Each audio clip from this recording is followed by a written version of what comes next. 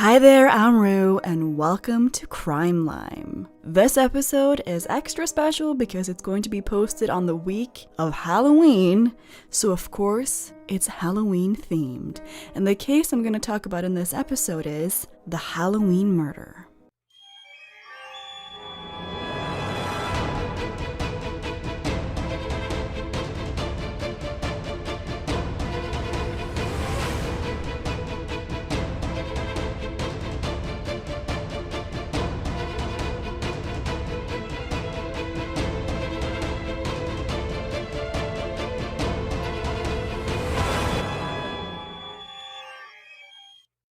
This is a Norwegian case, and you probably haven't heard of it, so extra interesting, huh? So this case took place in 2011 in Oslo, aka Norway's capital. So the main players of this story are four guys, four friends. Three of them live together in an apartment. The three that live together in an apartment is Marius Løken, Ben, and Lars. Now, because of laws in Norway, a lot of cases don't actually reveal the perpetrator's name, and that is why the perpetrator has been given a fake name in this video. Also, the other roommate was never named, so that's why two people have fake names, just so you'll follow along with the story. The fourth person in this story is Andreas Nilstad. So the four guys are hanging out in the apartment of Lars, Ben, and Marius on the 30th of October 2011. They're all pre-partying, hanging out, having a good time. After a while, Andreas and Marius decide to go out to a Halloween party, while the other two, Lars and Ben, decide to stay home. The two staying home, they hang out for a little while before going to bed. And because Andreas has left his keys in the three other guys' apartment, he decides to stay over because, they've been drinking, having a good time, he might as well stay over. So Marius and Andreas comes home from the Halloween party and they sleep in Marius's room. They go to bed, everyone in the apartment is now sleeping.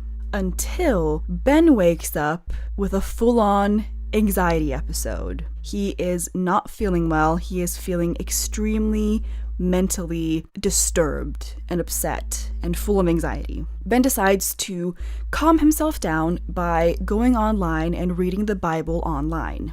Unfortunately, this only makes things worse because he has a mental condition, underlying condition, which makes him prone to lose grip on reality. He has experienced this twice before, and he was hoping that reading the Bible would calm him down, except it doesn't, and what happens is truly horrifying. Because after reading the Bible, when he was this upset and having an episode, he goes on into a full-on psychotic break, where he becomes convinced that A, he's going to die, and B, he's going to be reborn as Jesus Christ. He becomes so convinced that he has been given this revelation that he's going to be reborn as Jesus Christ and that he has to kill himself for this to happen. But in his psychotic state, he becomes really sad and thinks, oh, but I would want my friends to join. I wouldn't want to die and return to a new life without my friends. So he decides to kill them too. Now, everyone else in the apartment are fully asleep while he's having these thoughts. But Andreas and Marius are abruptly awakened by Ben coming into their bedroom, starting to stab them. He has gotten a knife from the kitchen, and he is stabbing Andreas. Both of them, of course, are in shock, and, it's just out of nowhere. All of these people are best friends. It's not like this is oh yeah, we don't get along, and all of a sudden he's stabbing us. This is literally their best friend that just came into the bedroom and started stabbing them. So Marius is saying, oh my god, what are you doing? Dude, what are you doing? Which doesn't make Ben stop, but does divert his attention because he started stabbing Andreas first, and now his attention is on Marius. And he starts stabbing him in the torso. Marius is somehow able to fight Ben off and gets out of the apartment. He tries to run out of the apartment. Ben is chasing him, and he's running down the apartment complex, down the stairwell, with Ben chasing him. Several times, he gets caught up by Ben and Ben overpowers him and literally is just going crazy, stabbing him in the stairwell. And every time Marius is unable to fight him off, he gets a stab in. Eventually, Marius is able to fight him off again, gets up, runs down the stairwell, and gets outside. By this time, Marius has 15 stab wounds all over his torso and down his neck and face. He is just covered in blood. And he is just convinced that he's going to die because they're in an area where to get to help, he might have to walk a bit. And with a deranged killer on his heels, he's really afraid that he's not going to be able to make it. Almost by divine intervention, right outside of their apartment building is a taxi. Like, the taxi driver was either picking someone up or he had just driven someone there. Now Marius is able to run over to the taxi and he's like, oh my god, please help me, I need help. He gets into the taxi. The taxi driver, understandably, since now it's technically the 31st, aka Halloween, he's like, oh, this is an excessive Halloween costume, like you're full of blood. This is a bit, crazy. Please don't rub the fake blood into my taxi. But as he sees that the blood is just gushing out and Marius is saying, please help me, I'm dying, he's like, oh my god, this is for real. The taxi driver's name is Ashar Munir. So he gets Marius down to the hospital. The passenger in the taxi, I think, called the hospital so they were prepared for him coming. So they get him to the hospital and he survives. Unfortunately, Andreas, the guy who was stabbed first, they were taken completely off guard because both of them were sleeping. So the only reason really that Marius survived was because he wasn't attacked first. So he woke up. But Andreas had no warning. He was literally just sleeping and all of a sudden he's being stabbed to death. So sadly, he did not survive. In the meantime, the cops go to the apartment and they find Ben in the backyard, spread-eagled on the grass. He's also full of stab wounds because he has tried to stab himself to death because he's convinced that he's Jesus Christ, that he's going to be reborn as Jesus Christ. So he has been stabbing himself in the neck and torso and arms and just everywhere. So the police show up. I don't know why, but the police officers say that, okay, so I find this guy in the backyard. He's spread eagle, like full of blood. He's the perpetrator of this horrible crime. We know that. I turn around to radio my fellow police. When I turn around again, he's not lying spread eagle on the ground anymore. I don't understand. Why would you turn your back on someone who's just stabbed to death someone else and gone on like a crazy stabbing spree? But okay. Luckily, he didn't do anything to the cop though, but when the cop turns around, he's standing there with his arms stretched out like towards the police officer and he goes, "There's just too many of us, I want to die." Kind of like there's too many people in the world or something like that and he wants to die. Like he's full on psychotic break. They also find that Ben, while Marius had gotten away, Ben has been writing on the wall in the apartment complex, and he has written God in his own blood in the entryway of the apartment complex. He is obviously not well. They find Andreas, he is already deceased. They find him in the apartment. I don't know how the third roommate didn't wake up. That blows my mind, but some people are really heavy sleepers. So the third roommate, Lars, never woke up and he just slept through the whole thing apparently.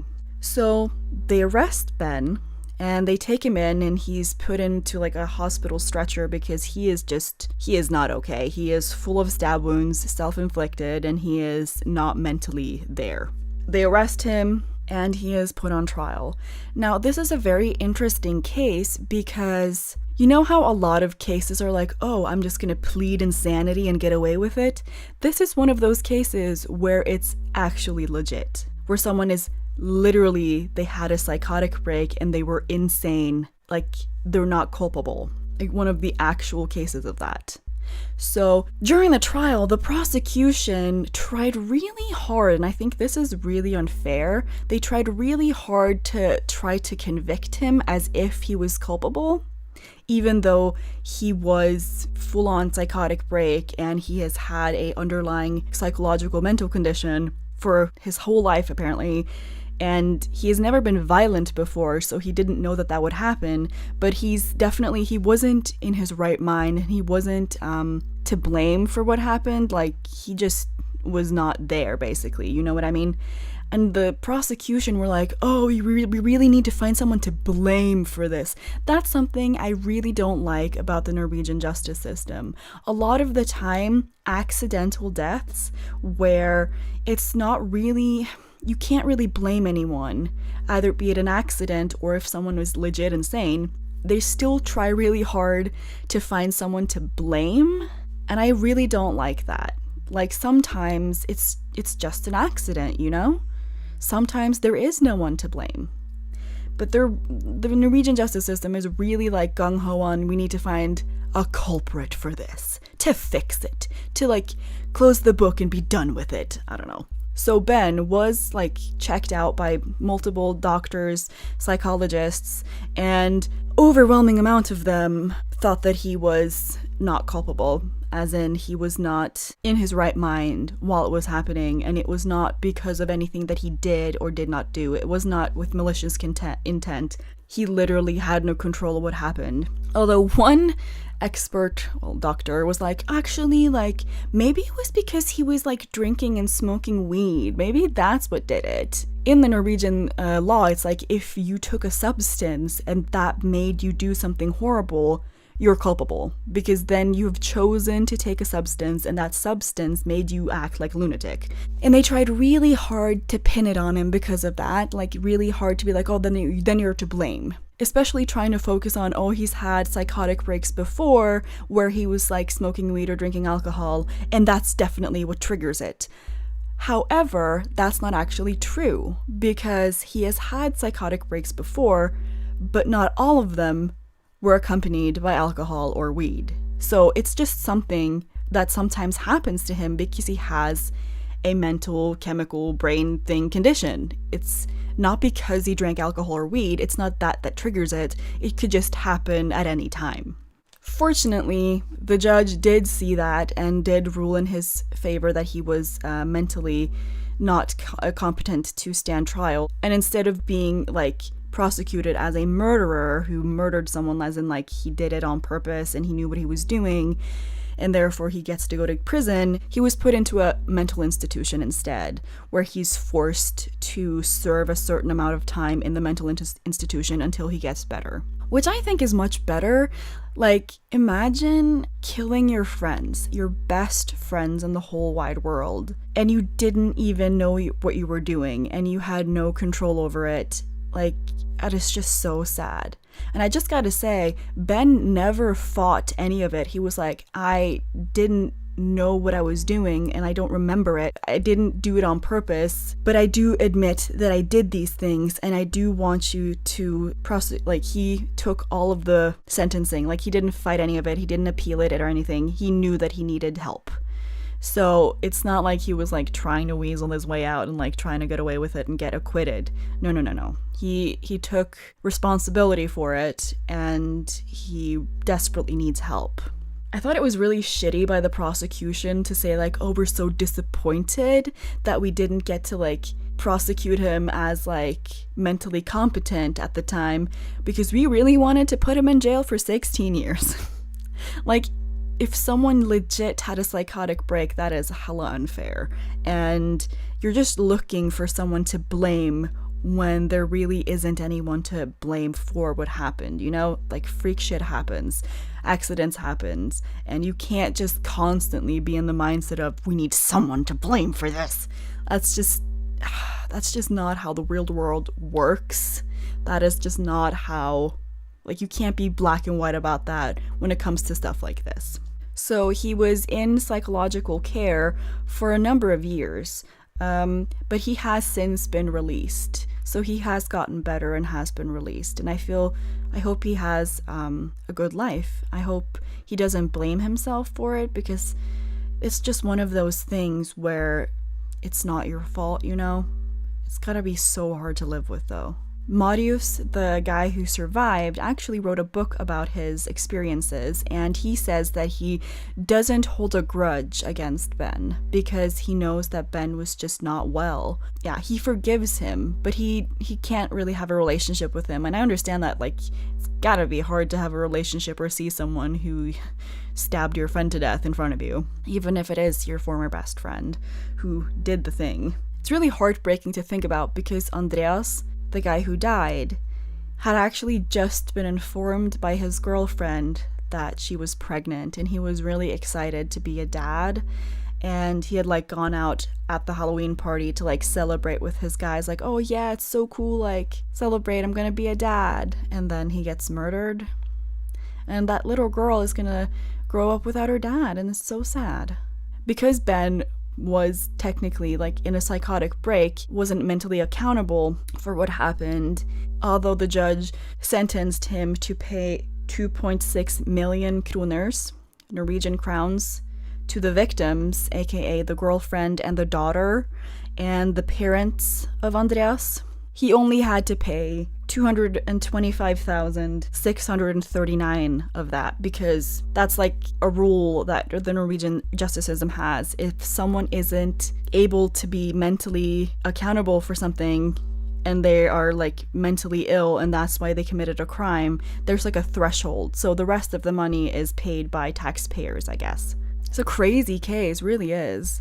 It's very interesting too. Do you agree with the Norwegian justice system? What do you think about the prosecution? I personally think they were kind of being assholes and being really bloodthirsty when you're dealing with someone who literally had a mental psychotic break, and that's just not the time to be bloodthirsty and try to like get like hardcore and throw down the hammer on someone. Do comment below what you think about it, if you thought it was an interesting video.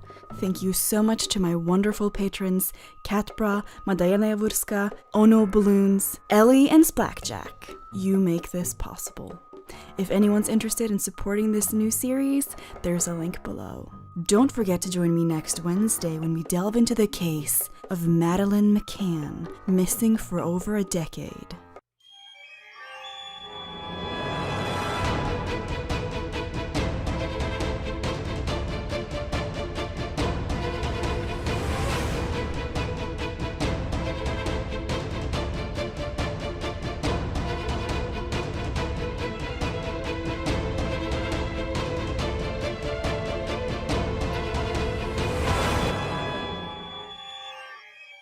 Happy Halloween!